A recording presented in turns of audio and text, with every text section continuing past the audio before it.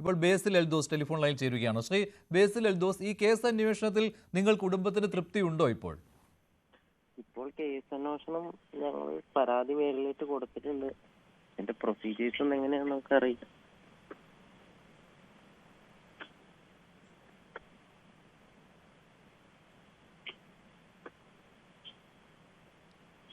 ബേസിൽ കേൾക്കുന്നില്ല, അതുകൊണ്ട് ബേസിൽ കേസ് അന്വേഷണത്തിൽ തൃപ്തി ഉണ്ടെന്നാണോ ഇവിടെ ഒരു കാര്യം കൂടെ എനിക്ക് പറയാനുണ്ട്.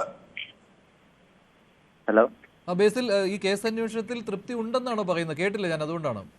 കേസ് അന്വേഷണത്തിൽ നമുക്കിപ്പോ നിലവിൽ എന്താണ് ഇതൊന്നും പ്രൊസീജിയേഴ്സ് ഒന്നും അറിയില്ല. ഇപ്പൊ കേസ് അന്വേഷണം എവിടെ വരെ എത്തി എന്നൊന്നും നമുക്കറിയില്ല. അവനെ അറസ്റ്റ് ചെയ്തു എന്നറിയാം, അല്ലാതെ അവന്റെ മാതാപിതാക്കളെ അറസ്റ്റ് ചെയ്തോ അല്ലെങ്കിൽ അവര് ഒളിവിലാന്നൊക്കെ പറഞ്ഞു, അതൊന്നും അറിയില്ല നമുക്ക്. പോലീസിൽ നിന്ന് ഒരു വിവരവും കിട്ടുന്നില്ലേ? ഒന്നും പറയുന്നില്ലേ അവർ? ഇല്ല, ഒന്നും പറഞ്ഞില്ല. നിങ്ങൾ ഈ വേറെ ഏജൻസി അന്വേഷിക്കണമെന്നൊക്കെ ആവശ്യപ്പെട്ടിരുന്നുവല്ലോ, NIA അന്വേഷിക്കണം എന്നൊക്കെ. അതിലൊക്കെ എന്തെങ്കിലും പുരോഗതി ഉണ്ടായിട്ടുണ്ടോ? അതിൽ നമ്മൾ പരാതി കൊടുത്തിട്ടുണ്ട്. ഇനി അവര് അവിടെ ചെന്ന് പരാതി എടുത്ത് അതിന്റെ പ്രൊസീജിയേഴ്സ് ഉണ്ടല്ലോ.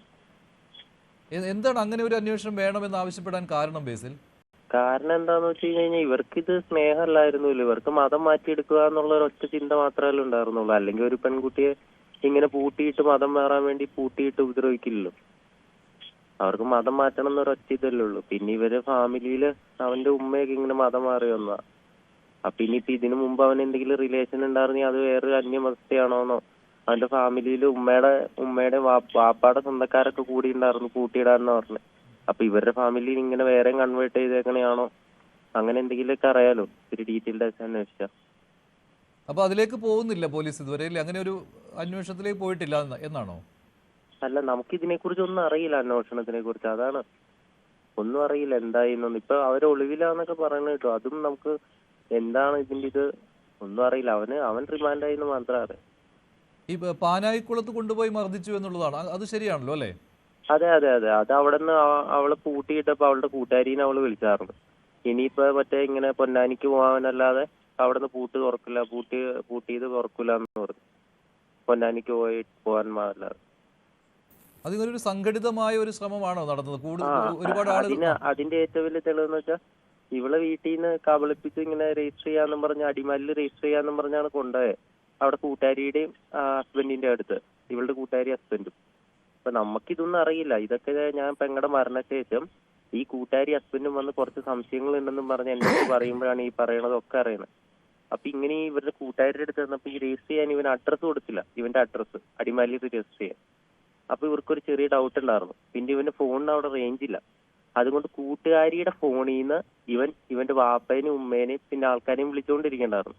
പക്ഷെ ഫോൺ തിരിച്ചു കൊടുക്കുമ്പോ ആ ഫോണിലൊന്നും ഇവൻ വിളിച്ച നമ്പർ ഇല്ല. കൂട്ടുകാരി ലാസ്റ്റ് വിളിച്ച നമ്പറുള്ളൂ, കൂട്ടുകാരിയുടെ അമ്മേനെ. അതായത് ഇവൻ വിളിച്ച കോളുകളൊക്കെ ഇവൻ ഡിലീറ്റ് ചെയ്തു, നമ്പറുകളൊക്കെ കൂട്ടുകാരിയുടെ ഫോണിൽ നിന്ന് വിളിച്ചത്.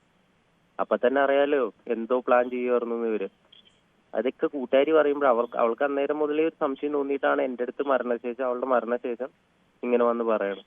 അത് കഴിഞ്ഞിട്ട് ഇവള് അവിടുന്ന് ആലുവയിൽ രജിസ്റ്റർ ചെയ്യാന്നും പറഞ്ഞ് ഇവന്റെ വിളിച്ചുകൊണ്ട് പോയിട്ട് അവിടെ എല്ലാം ശരിയാക്കിയിട്ടുണ്ട്, മതം മാറണ്ടെന്നും പറഞ്ഞ് കൊണ്ടുപോയിട്ട് ഇങ്ങനെ പൂട്ടിയിട്ട് വരും. അവനും അവന്റെ വാപ്പയും ഉമ്മയും പിന്നെ കൂട്ടുകാരും പിന്നെ അവന്റെ ഫാമിലി ആൾക്കാരും. ഇതൊക്കെ പോലീസിനോട് പറഞ്ഞിട്ടുണ്ടായിരുന്നില്ലേ? ഈ നിർബന്ധിച്ച് മതപരിവർത്തനം നടത്തുന്നതിന് വേണ്ടിയുള്ള ശ്രമമായിരുന്നു എന്നൊക്കെ. പക്ഷെ പോലീസ് അതിലേക്ക് അന്വേഷണം കൊണ്ടുപോയതായി തോന്നുന്നുണ്ടോ?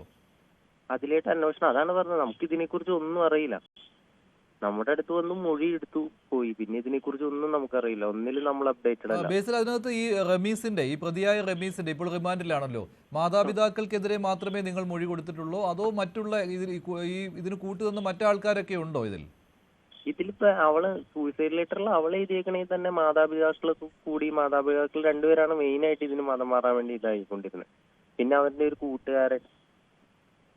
ഇത് കൂടാതെ അവിടെ ആൾക്കാർ കുറെ പേരുണ്ടായിരുന്നു. ഇവള് മറ്റേ കൂട്ടുകാരിനെ വിളിച്ച് ഇവള് റൂമിൽ പൂട്ടിയിട്ട് പോയി വിളിച്ചു പറഞ്ഞ അവിടെ മാതാപിതാക്കളുടെ സ്വന്തക്കാരും കൂടെ ഉണ്ടായിരുന്നു, ബന്ധുക്കളും കൂടെ ഉണ്ടായിരുന്നു എന്ന് ഇവള് പറഞ്ഞ കൂട്ടുകാരുടെ അടുത്ത്.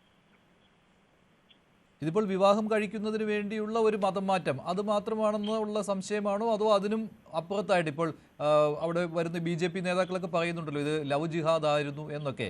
അങ്ങനെ ഒരു സംശയം നിങ്ങൾക്കുണ്ടോ? ഇത് നമുക്ക് സംശയമുണ്ട്, പക്ഷെ ഇത് കണ്ടുപിടിക്കണ്ടേ നമ്മളല്ലോ. ഇത് നമുക്കറിയില്ല ഇതിന്റെ എങ്ങനെയാണ്.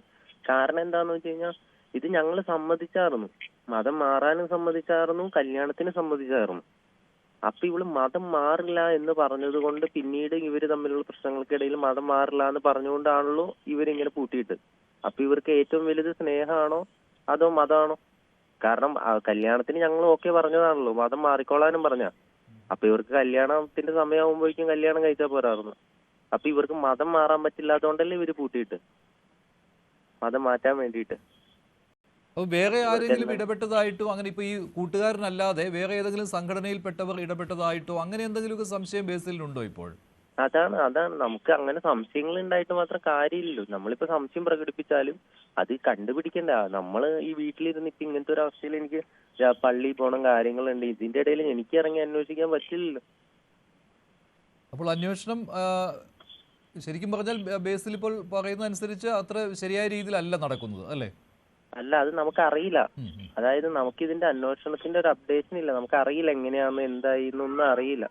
അവരുടെ മാതാപിതാക്കളെ പിടിച്ച് ചോദ്യം ചെയ്തതൊന്നും എനിക്കറിയില്ല. നമ്മളങ്ങനെ വീട്ടിലത്തെ അവസ്ഥ അത്രയും ഒരു ദയനീയമായതുകൊണ്ട് നമ്മൾ വീട്ടിലാണ് അമ്മയുടെ. ഷോൺ, പക്ഷേ ഇതിനകത്ത് ഒന്ന് ടെലിഫോണിലേക്ക് തുടരുക. ഷോൺ, ഇതിൽ മാതാപിതാക്കൾ ഇതുവരെ അറസ്റ്റിലായിട്ടില്ലല്ലോ അല്ലേ ഷോൺ? മാതാപിതാക്കൾ അറസ്റ്റിലായിട്ടില്ലെന്ന് മാത്രമല്ല, ആദ്യത്തെ 2 ദിവസം ഈ കുട്ടിയുടെ ഇത് നടക്കുന്ന സമയത്തും റമീസ് അറസ്റ്റഡ് ആകുന്ന സമയത്തൊക്കെ ഈ മാതാപിതാക്കൾ വീട്ടിലുണ്ട്. ഈ കുട്ടിയുടെ മൊഴിയെടുക്കുന്ന സമയത്ത് മാതാപിതാക്കൾ വീട്ടിലുണ്ട്. അതിനുശേഷമാണ് അവർ മാറിയിരിക്കുന്നത്. അവര് മാറി ഇപ്പൊ പറഞ്ഞില്ലേ അവിടെ ബന്ധുക്കളായി കുറെ ആളുകൾ ഉണ്ടായിരുന്നു. അതായത് ജോസഫ് മാഷിന്റെ കൈവെട്ടിയ കേസിലെ പ്രതികള് ആയിട്ടുള്ള SDPയുടെ പ്രവർത്തകർ ഈ കുടുംബവുമായി അടുത്ത ബന്ധമുള്ളവരാണ്. ഞാൻ ചുമ്മാ പറയുന്നല്ല, അവിടെ നിന്ന് ഗ്രൗണ്ടിൽ നിന്നും കിട്ടുന്ന റിപ്പോർട്ട് അനുസരിച്ചാണ് പറയുന്നത്. ഈ ആ കുടുംബമായിട്ട് അടുത്ത ബന്ധമുള്ളവരാണ്. ഇപ്പൊ ഞാൻ പറഞ്ഞില്ലേ, ആ വീട്ടിൽ നിരവധി ആളുകൾ ഒരുമിച്ച് കൂടി ഒരു പെൺകുട്ടിയെ പൂട്ടിയിട്ടിട്ട് ഇവിടെ നിന്ന് ഇനി പൊന്നാനിക്ക് പോകാനാണെങ്കിൽ മാത്രമേ തുറന്നു വിടൂ എന്ന് പറഞ്ഞാൽ അതിനെ പിന്നെ എന്താ പറയുക? അതിനിപ്പോ ഈ അസ്കർ സാറൊക്കെ നിങ്ങൾ ഇഷ്ടമുള്ള, ഞാൻ പറയട്ടെ, നിങ്ങൾ ഈ ലവ് ജിഹാദ് എന്ന് ഞങ്ങൾ പറയുന്ന വിട്ടു, അല്ലെങ്കിൽ ജനം പറയുന്ന വിട്ടു, ആ പേരൊക്കെ നിങ്ങൾ വിട്ടേരെ. അതാണ് നിങ്ങളുടെ പ്രശ്നം. എന്നെങ്കിൽ ജിഹാദ് എന്നുള്ള പേരാണ് പ്രശ്നങ്ങൾ നിങ്ങൾ ആ പേരൊക്കെ വിട്ടേരെ. പക്ഷെ ഇവിടെ ഒരു നിയമനിർമ്മാണം വേണമെന്നുള്ള പൊതുസമൂഹത്തിന്റെ ആവശ്യത്തെ നിങ്ങൾ അംഗീകരിക്കുന്നുണ്ടോ? അതാണ് ഇവിടുത്തെ ചോദ്യം. ഇവിടെ എല്ലാവർക്കും ആവശ്യമായി വന്നിട്ടുള്ള കാര്യം, ഇവിടെ ഇത്തരത്തിൽ ഒരു പെൺകുട്ടി നിർബന്ധിത മതപരിവർത്തനത്തിന്റെ പേരിൽ പീഡിപ്പിക്കപ്പെട്ട് അതിന്റെ പേരിൽ മനം തോന്നുന്ന ആത്മഹത്യ ചെയ്തത് നമ്മുടെ കൺമുന്നിൽ നിൽക്കുകയാണ്. ഇപ്പോഴും ഇതിനെ സംബന്ധിച്ചൊന്ന് പ്രതികരിക്കുവാൻ ഇപ്പൊ ഇവിടെ കെന്നഡി സാർ സൂചിപ്പിച്ചല്ലോ, ഇവിടെ നോർത്ത് ഇന്ത്യയിലെ 2 കന്യാസ്ത്രീമാർ അറസ്റ്റഡായി. ആ വിഷയത്തിൽ കൃത്യമായി ഞങ്ങൾ അതിൽ ഇടപെടുകയും ഞങ്ങളവിടെ പോവുകയും ചെയ്തു. പക്ഷെ ഇവിടെ നിന്ന് MP അടുത്തടുത്ത ഫ്ലൈറ്റിൽ കയറി അവിടെ വരികയല്ലേ. എന്തൊക്കെ ബഹളങ്ങളായിരുന്നു, എന്തൊക്കെ പൂജകളായിരുന്നു. പ്രധാനമന്ത്രിക്ക് കത്തെഴുതുന്നു. ബഹുമാനപ്പെട്ട മുഖ്യമന്ത്രിക്ക് ഇതേ വിഷയവുമായി ബന്ധപ്പെട്ട് ഇതിൽ BNS ഇത്തരം കാര്യങ്ങൾക്ക് പ്രൊവിഷൻ അനുവദിക്കണം, പാർലമെന്റ് ചർച്ച ചെയ്യണമെന്ന് ആവശ്യപ്പെട്ടുകൊണ്ട് കത്തെഴുതാവോ? ഞങ്ങൾ അതിന്റെ ബാക്കി കാര്യങ്ങൾ ഞങ്ങൾ ചെയ്യാം. അല്ലെങ്കിൽ കേരള നിയമസഭയിൽ ഇത് സംബന്ധിച്ച് നിയമം കൊണ്ടുവരാൻ നിങ്ങൾ നിയമം പാസ്സാക്കി, ഞങ്ങൾ കൂടെ നിൽക്കാം, നിങ്ങളെ പിന്തുണയ്ക്കാം. ഇപ്പൊ ഇവിടെ മതമൗലിക ശക്തികളെ അല്ലെങ്കിൽ ഒരു തെരഞ്ഞെടുപ്പിന്റെ അഡ്ജസ്റ്റ്മെന്റ് എന്ന നിലയിൽ ചില കക്ഷികളുമായി കൂട്ടിച്ചേരേണ്ട സാഹചര്യം ഉണ്ടാകുമെന്ന് അസ്കർ സാറിവിടെ പറഞ്ഞു. ഞാനൊന്ന് ചോദിച്ചോട്ടെ, 1999-2000 കാലഘട്ടത്തിൽ മുസ്ലിം ലീഗ് ഇടതുപക്ഷ ജനാധിപത്യ മുന്നണിയിലോട്ട് വരാനുള്ള സാഹചര്യം ഉണ്ടായപ്പോൾ അന്ന് VS അച്യുതാനന്ദൻ എന്ന് പറയുന്ന ഒരു നേതാവ് ഉണ്ടായിരുന്നു. ഇപ്പൊ അങ്ങനെ പറയണ നേതാവ് ഉണ്ടായിരുന്നു. അദ്ദേഹം എടുത്തൊരു നിലപാട് അതായിരുന്നു കമ്മ്യൂണിസ്റ്റുകാരുടെ നിലപാട്. ഒരു വർഗീയ സംഘടനകളെയും കൂട്ടുന്ന നിലപാടില്ല എന്ന് പറഞ്ഞുകൊണ്ട് അദ്ദേഹത്തിന് 2001 വരുമായിരുന്ന മുഖ്യമന്ത്രി സ്ഥാനത്തെ പോലും വേണ്ടെന്ന് വെച്ചൊരു ഒരു കമ്മ്യൂണിസ്റ്റ് നേതാവ് കേരളത്തിലുണ്ടായിരുന്നു. ആ കമ്മ്യൂണിസ്റ്റ് പാർട്ടിയാണ് ഇന്ന് PDP പോലെ ഒരു വർഗീയ സംഘടന എടുത്ത് തോളെ വെച്ചിരിക്കുന്നത്. ശരി രാഹുൽ ഈശ്വർ, ഇവിടെ ഹസ്ക പറഞ്ഞിരുന്നു ഇതിനെ രാഷ്ട്രീയമായി വളർത്തിക്കൊണ്ട് വരികയാണ് BJP ചെയ്യുന്നതെന്ന്. ആ നിലപാടിനോട് താങ്കൾ യോജിക്കുന്നുണ്ടോ? CPM നിലപാട് തന്നെയാണ്. തീർച്ചയായിട്ടും ഈ രാജ്യത്തെ ബാധിക്കുന്ന ഏതൊരു വിഷയത്തെയും, ഈ രാജ്യവിരുദ്ധമായ ഏതൊരു നിലപാടുകളെയും BJP രാഷ്ട്രീയപരമായി എതിർക്കുക തന്നെ ചെയ്യും. ശരി രാഹുൽ മറുപടി ഈ രാഷ്ട്രീയമായിട്ട് ഉയർത്തിക്കൊണ്ടുവന്ന് രാഷ്ട്രീയ നേട്ടം ഉണ്ടാക്കുന്നു എന്നാണ് CPM ഇക്കാര്യത്തിലുള്ള നിലപാട്. രാഷ്ട്രീയപരമായി അങ്ങോട്ടും ഇങ്ങോട്ടും വിഷയങ്ങൾ നിലപാടുണ്ടാവും. ഇവിടെ 2 കാര്യം ശ്രദ്ധിക്കണം. ഒന്ന്, ആ പെൺകുട്ടിയുടെ കുടുംബത്തിന്റെ നീതി എന്താണോ അത് നമ്മൾ അതിനോടൊപ്പം നിൽക്കണം. അവർക്ക് NIA അന്വേഷണം കൊണ്ടാണ് സാറ്റിസ്ഫാക്ഷൻ എങ്കിൽ നമ്മൾ NIA അന്വേഷണത്തോടൊപ്പം. അവർക്ക് എന്ത് സ്റ്റെപ്പാണ് കാര്യം? സ്റ്റേറ്റ് ആണല്ലോ ഈ വിക്ടിമിനെ റെപ്രസെന്റ് ചെയ്യുന്നത്. ഈ കുട്ടി ഈ ഇരയെന്ന് ഒരു ലെഫ്റ്റ് ലിബറലും വിളിക്കുകയുമില്ല. അതാണ് ഒരു സത്യം. അതൊരു ഇരട്ടത്താപ്പാണെന്ന കാര്യത്തിൽ നമുക്ക് വേദനയോടെ തിരിച്ചറിഞ്ഞേ പറ്റൂ. ഈ ഒരു പെൺകുട്ടി മരിച്ചതിന് ശേഷം ഇടത് ഹാൻഡിലുകൾ എടുത്ത് നോക്കിയാലും കോൺഗ്രസ് ഇങ്ങനെ ഹാൻഡിലുകൾ ശക്തമായിട്ടില്ല. എന്നിരുന്നാൽ പോലും ഈ സെൻറ്റർ ടു ലെഫ്റ്റ് നിൽക്കുന്ന അല്ലെങ്കിൽ മധ്യത്തിൽ നിന്ന് ഇടതേക്ക് നിൽക്കുന്ന ആരും വോക്കലായില്ല എന്നുള്ളത് ഒരു യാഥാർത്ഥ്യമാണ്. ഇനി സെൻറ്റർ ടു റൈറ്റ് നിൽക്കുന്നവർ ഇത് ഹൈപ്പ് ചെയ്തു എന്ന് പറഞ്ഞാലും തെറ്റില്ല. പക്ഷേ ഇങ്ങനൊരു വിഷയം ഉണ്ടായില്ലേ, ഈ പെൺകുട്ടി ഇരയല്ലേ, ഈ പെൺകുട്ടി യഥാർത്ഥത്തിൽ ഹൈലൈറ്റ് ചെയ്യപ്പെടേണ്ട ഒരു വിഷയമല്ലേ, ആ വിഷയം ഹൈലൈറ്റ് ചെയ്തില്ല എന്നുള്ളൊരു സത്യമല്ലേ.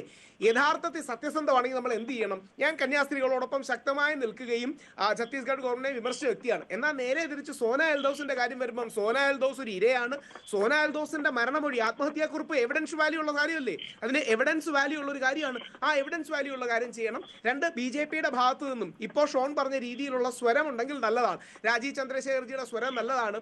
ഇത് ഇസ്ലാമോഫോബിയ വ്യാപിപ്പിക്കാൻ ഒരു നെറേറ്റീവ് ഉപയോഗിക്കുന്നതിന് പകരം ആൾക്കാരെ ഒരുമിച്ച് നിർത്തുന്ന രീതിയിൽ, ഇപ്പം ഞാൻ ഇന്റർലീജിയസ് മാരേജ് ആണ്, ഷോൺ ഇതേപോലെ ഇന്റർ കമ്മ്യൂണിറ്റി മാരേജ് ആണ്, ഒരുപാട് പേര് അങ്ങനെ ചെയ്യുന്നുണ്ട്. പക്ഷേ നമ്മളാരും നമ്മുടെ ഭാര്യമാരെ കൊല്ലാനോ അല്ലെങ്കിൽ വേറൊരു രീതിയിൽ ദ്രോഹിക്കാനോ ഒന്നും നോക്കിയില്ലല്ലോ. അപ്പൊ റമീസ് എന്ന ക്രിമിനൽ ഈ സാധനം നോക്കിയിട്ടുണ്ടെന്ന കാര്യത്തിൽ ആർക്കും തർക്കമില്ല.